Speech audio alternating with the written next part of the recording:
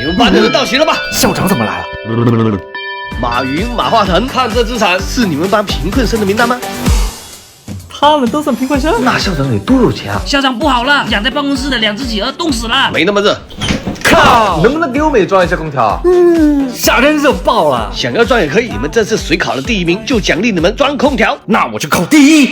就你考第1名是吧？我记得校长说考第1名的奖励装空调。没错啊，第1名的学生奖励去校长办公室帮他装空调。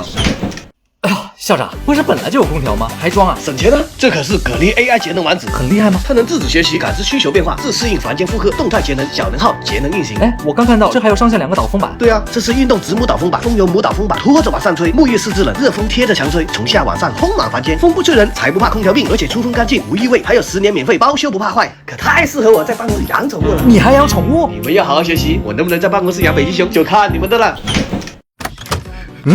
你们怎么都穿上厚衣服了？你去校长办公室的时候开了条缝，学校都进入冰河世纪了。雨落下的那个夜晚，我傻傻